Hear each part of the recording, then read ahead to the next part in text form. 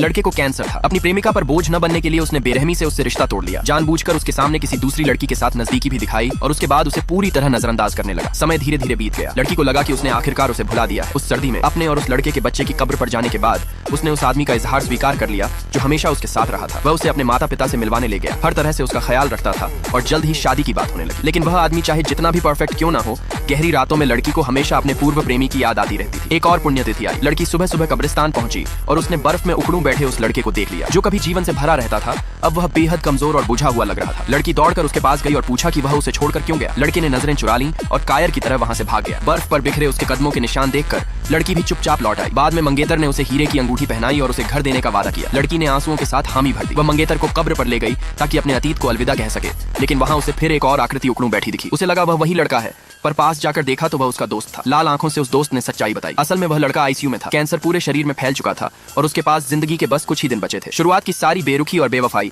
सिर्फ इसलिए थी ताकि वह लड़की उसे छोड़ दे और बिना किसी बोझ के नई खुशियां पा सके। ये सब सुनते ही लड़की का दिमाग सुन्न हो गया और वह पागलों की तरह मुड़कर भागी। मंगेतर ने उसका हाथ जोर से पकड़ लिया। वह मरने वाले आदमी से हारना नहीं चाहता था। खींचातानी के बीच वह गर्माहट भरी अंगूठी ठंडी बर्फ पर गिर पड़ी। उसी पल मंगेतर ने धीरे धीरे उसका हाथ छोड़ दिया। आखिरकार वह समझ गया कि वह उस इंसान से मुकाबला नहीं कर सकता जो अपनी पूरी जिंदगी से प्यार